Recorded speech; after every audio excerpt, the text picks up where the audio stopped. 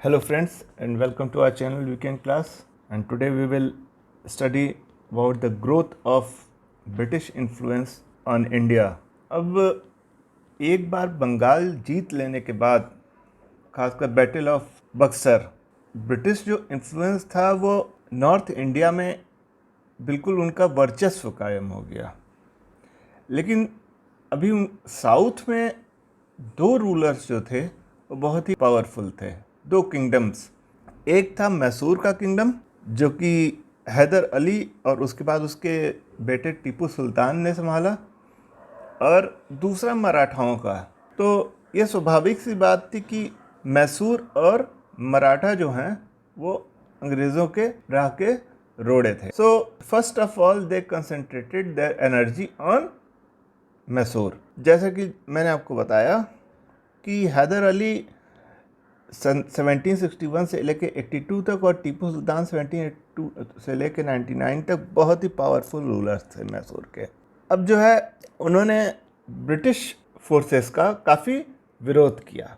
ये जो subsidiary alliances जो थे उनकी वजह से कई जो उसके पहले ये सब्सिडियरी अलायंस था कि इसके बारे में हम लोग बाद में बात करेंगे, लेकिन एक मोटा सा जान लीजिए कि सब्सिडियरी अलायंस ऐसा था कि उसमें एक कंपनी का जो रेजिडेंट ऑफिशियल हुआ करता था उसे हर राजा को अपने पास रखना पड़ता था। कंपनी की एक सेना रखनी पड़ती थी और उसको अपने पैसे से पे करना पड़ता था। तो ये ऑफ़र जो है वो मैसूर के पास भी गया, जिसे हैदर अली ने रिजेक्ट कर दिया। इसके अलावा मसालों का सबसे बड़ा व्यापार जो है वो मैसूर के ही रास्ते होकर जाता था, क्योंकि मैसूर का जो कुछ इलाके थे वो सी शोर से भी लगते थे, समुद्र से। तो मैसूर जो है large part of spice trade को कंट्रोल करता था। ये चीज़ जो है अंग्रेज़ों को खटकती थी, और ख़ास तौर पर से टीपू सुल्तान इसका बिल्कुल विरोधी था कि अंग्रेज़ जो है इस ओर आए, और उसने इसके विरोध में फ्रेंच से भी हाथ मिलाया और अपनी सेनाओं को, हैदर अली और टीपू सुल्तान दोनों ने पश्चिमी तौर पे उनको ट्रेन किया। अब 1766 से लेकर 1799 के बीच में 4 बार मैसूर के राजाओं, मतलब हैदर अली और टीपू सुल्तान और अंग्रेज़ों के बीच में 4 युद्ध हुए। चौथे युद्ध में जो टीपू सुल्तान था वो हारा गया। उसकी जो कैपिटल थी मैसूर के किंगडम की वो थी सेरिंगापट्टनम। तो वही बैटल ऑफ सेरिंगापट्टनम में वो हारा गया, and he was also killed in that. इसके बाद जो है ब्रिटिश ने मैसूर को हथिया लिया और उन्होंने एक सब्सिडी अलायंस जो है वो मैसूर पे लगा दिया। अब इसके बाद आते हैं वॉर्स विद मराठास के बीच में। अब मराठा जो है हालांकि पहले जैसे ताकतवर तो नहीं रहे थे। 1761 के बाद जब पानीपत के तीसरे युद्ध में अहमद शाह अब्दाली ने उनको हरा दिया था, लेकिन अभी भी वो एक फोर्स थे टू रेकन विद। और मराठा जो है वो कई जो एक जिसको बोलते हैं कई स्टेट्स में डिवाइडेड थे, और कई सूबों में उनके चीफ हुआ करते थे, सरदार हुआ करते थे।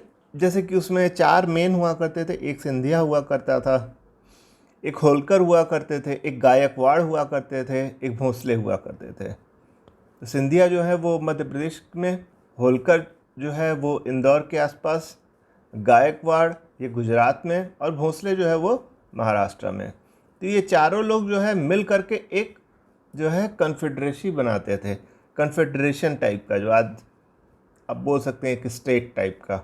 और उसकी जो गद्दी कहाँ थी, पुणे में थी। वहीं पे उनका मिलिट्री और एडमिनिस्ट्रेटिव हेड भी था। मतलब एक तरीके से सोच सकते हैं आप कि जो मेन जहाँ से सत्ता गवर्न होती थी वो पुणे में था, और जो शासक था, जो हेड था इस कन्फेडरेसी के, उसे बोलते थे पेशवा। तो आप एक तरीके से सोच सकते हैं कि सिंधिया, होलकर, गायकवाड़ और भोसले जो हैं वो चीफ मिनिस्टर, और मेन प्राइम मिनिस्टर जो था वो पेशवा था। He was seated in Pune. तो दो जो बहुत ही फेमस मराठा पेशवा हुए और राजनीतिज्ञ हुए, इनमें एक थे महादजी सिंधिया और दूसरे जो थे नाना फडणवीस। यहाँ पे 3 आंग्ल मराठा वॉर हुआ।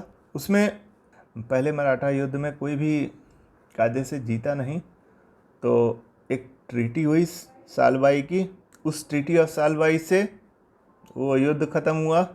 उसके बाद जो है दूसरा आंग्ल मराठा युद्ध हुआ, जो कि 1803 से 5 के बीच में लड़ा गया, और ब्रिटिशर्स ने इसमें से काफ़ी टेरिटरी जो है वो खासकर उत्तर तौर पे वो जीत ली।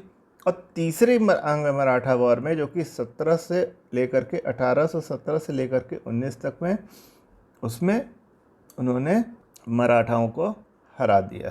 तो और पेशवा को उन्होंने हटा दिया पोस्ट से और उन्हें कानपुर के निकट बिठूर नाम की एक जगह पर भेज दिया, जहाँ पे उन्हें पेंशन दे दी गई। अब जो है विंध्य पर्वत के नीचे की साउथ तक की जितनी भी टेरिटरी थी मैसूर तक की, सब पे अंग्रेज़ों का एकाधिकार हो गया। अब क्लेम टू पैरामाउंटेसी मतलब अब बिल्कुल एग्रेसिवली जो अंग्रेज़ थे उन्होंने हम ही सुप्रीम सत्ता हैं इसकी ओर कई स्टेप्स उठाने शुरू किए। खासकर ये जो क्लेम टू पैरामाउंटेसी है, ये किसके द्वारा परस्यू किया गया था? लॉर्ड हेस्टिंग्स के द्वारा शुरू किया गया था, जो कि गवर्नर जनरल था भारत का 1813 से लेकर 1823 के बीच में। अब इसके उसमें कंपनी ने ये कहा कि चूँकि वो सबसे ज़्यादा सुप्रीम है या पैरामाउंट है, तो इसकी जो पावर है वो भी इंडियन स्टेट्स से ज़्यादा ग्रेट है। तो ये कंपनी का एक तरीके से नैतिक कर्तव्य हो जाता है कि उनको वो एनेक्स कर ले या अपने कब्ज़े में कर ले। तो इस आधार पे सबसे पहले उन्होंने कित्तौर करके एक था, जो कि आज के आधुनिक कर्नाटक में है, वहाँ पे उन्होंने उसको एनेक्स कर लिया, मतलब जीत लिया। वहाँ पे एक रानी थी चिन्नम्मा, जिन्होंने उनका रेजिस्टेंस किया, बट 1824 में उनको अरेस्ट कर लिया गया और उनकी मृत्यु 1829 में हो गई। हालांकि उसके बाद रायन्ना करके एक थे, जो कि कित्तूर के ही में उन्होंने संघर्ष जारी रखा, लेकिन उन्हें भी पकड़ करके 1830 में फांसी दे दी गई। अब जो है हम लोग आ जाते हैं और देखते हैं कि सब्सिडियरी अलायंस वो क्या थी, जिसके तहत कई किंगडम उनको मिलाया गया था। तो इसमें हम लोगों ने को जो सबसे पहले डिस्कस करने की बात करेंगे कि सब्सिडियरी अलायंस किसके द्वारा लाया गया था। ये लॉर्ड वेलेस्ली ने लाया था। इसमें भारत में दो तरीके से एक्सपेंशन किया, एक सब्सिडियरी अलायंस के थ्रू और एक आउटराइट वॉर्स के थ्रू। दो तरीका इसने अपनाया भारत में टेरिटरी अपनाया, जिसमें सबसे महत्वपूर्ण था सब्सिडियरी अलायंस। इसके तहत हर भारतीय रूलर को अपनी एक आर्मी रखने की इजाज़त नहीं थी।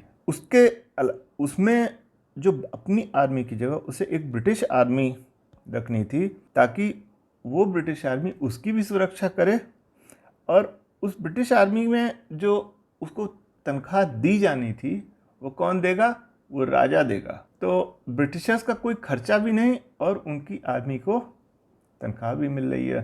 तो ये जो है बड़ा एक तरफा मामला था। इसके अलावा अगर वो नहीं दे पा रहे हैं खर्चा, तो उन्हें अपनी सीमा का, उन्हें अपने राज्य की सीमा का कुछ एक अंश जो है वो ब्रिटिशर्स को देना पड़ेगा, ताकि उससे ब्रिटिश जो है ट्रेड करके ये अपनी सेना का खर्चा निभाए। तो मतलब आप देखिए किस तरीके से टेरिटरी का एक्सपेंशन जो है होते चला जा रहा था। इसके अलावा उन्होंने ये भी कहा कि ब्रिटिशर्स से पूछे बिना वो किसी से भी अलायंस नहीं करेंगे, और एक ब्रिटिश ऑफिसर जो है जिसका नाम रेजिडेंट के नाम से जाना गया, जैसा कि हमने आपको पहले भी बताया था, ब्रिटिश ऑफिसर जिसको रेजिडेंट के नाम से जाना गया, वो उस पर्टिकुलर जहाँ पे सब्सिडियरी अलायंस, जो राज्य उनके साथ साइन करेगा ये अलायंस, उसकी कोर्ट में वो रहेगा। इसके अलावा उन्होंने एक चीज़ और की कि कोई भी दूसरा यूरोपीय जो देश है उनके साथ वो कांटेक्ट नहीं कर सकेगा। भारतीय रूलर्स को इन्होंने हैंडीकैप्ड बना दिया, क्योंकि अब वो एक तरीके से इंडिपेंडेंट रह ही नहीं सके अपने फैसलों को लेने के लिए। अब वो जो भी करते उसके लिए ब्रिटिश आर्मी का जो ऑफिसर था रेजिडेंट, वो वहाँ मौजूद था उनकी हर एक चीज़ों के बारे में हस्तक्षेप करने के लिए, जो ब्रिटिश ऑफिसर था, और दूसरे आर्मी भी थी। आर्मी में हालांकि इंडियंस भी थे, लेकिन में थी तो अंग्रेज़ी आर्मी। तो कौन सा किंगडम था जो सबसे पहले इसको साइन किया? वो था हैदराबाद।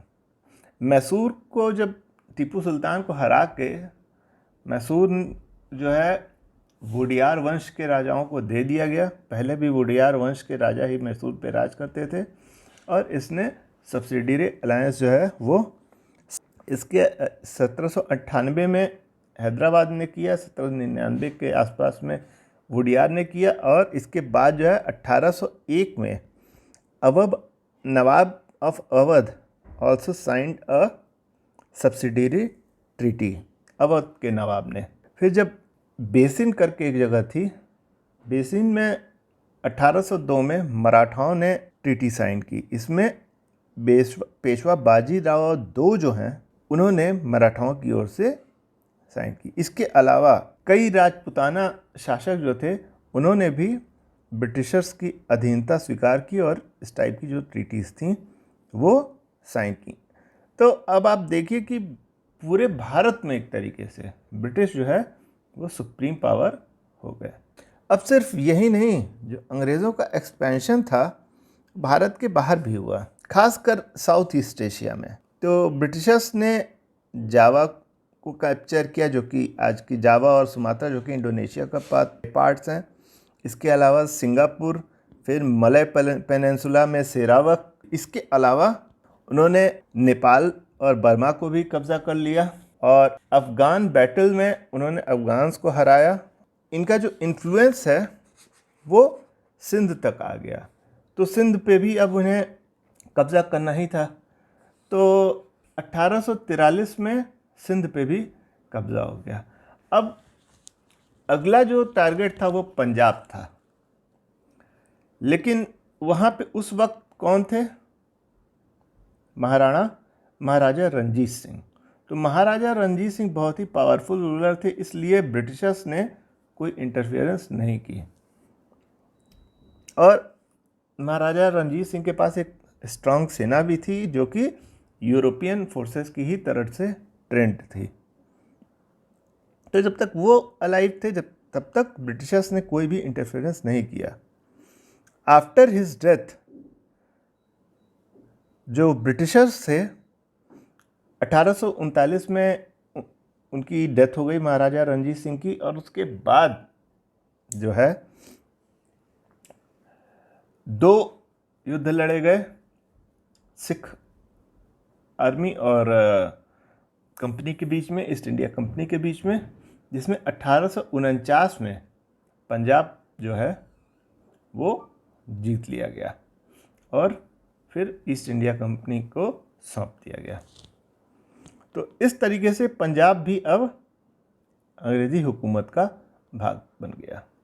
अब इसके बाद जो है सबसे अंत में आते हैं ये जो एनेक्सेशन की सब्सिडियरी अलायंस के, और इसके बाद जो लॉर्ड वेलेस्ली के बाद जो सबसे महत्वपूर्ण गवर्नर जनरल था वो था लॉर्ड डलहौजी, जो कि 1848 से लेकर 1856 तक गवर्नर जनरल रहा, और इसने एक पॉलिसी डिवाइस की, डॉक्ट्रिन ऑफ लेप्सी। इसके तहत अगर कोई इंडियन रूलर मर जाता था, जिसका कोई मेल, जैसे अगर किसी का कोई ऐसा बेटा नहीं था जो कि उसके खून से रक्त संबंधित नहीं हो, मतलब उसका खुद का बेटा नहीं है, तो एडॉप्टेड सन जो है वो राज नहीं कर सकता। तो वो जो राज है वो खुद ब खुद अंग्रेज़ों का एक अंश हो जाएगा। तो if any Indian ruler died without a male heir, his kingdom would lapse, यानी कि will become a part of company territory. तो इस तरीके से कई किंगडम्स को एनेक्स किया गया, और इसमें सबसे पहले जो एनेक्स होने वाले थे वो था, सबसे पहला जो किंगडम था वो सतारा का किंगडम था। इसके बाद संबलपुर उड़ीसा में था, उदयपुर राजस्थान में, फिर इसके नागपुर और झांसी 1854 में। तो इसके बाद जो है सबसे अंत में कंपनी ने अवध को भी ले लिया, और अवध जो है, हालांकि अवध में ब्रिजेश कादिर जो थे वो थे नवाब, उनके पास वो कम उम्र के थे लेकिन वो तो थे, लेकिन उन्होंने क्या किया कि अब ब्रिटिशर्स ने कहा कि वो एक बाध्य थे, चूँकि उनकी ये फर्ज बनता था कि वो अवध को के ऊपर कब्ज़ा ले लें, क्योंकि जो वहाँ का नवाब था वो गवर्न नहीं कर पा रहा था अवध को। तो उन्होंने नवाब को वहाँ से हटा दिया 1856 में और अवध को साइन कर दिया। तो इससे लोगों के बीच में रोष भी फैल गया, और ये जब 1857 में का जो विद्रोह हुआ उसमें जिस तरीके से अवध में के लोगों ने पार्टिसिपेट किया, बहुत ही ज़्यादा पार्टिसिपेशन था, उसका ये एक प्रमुख कारण बना। तो friends, today we will stop here. Thank you for joining us.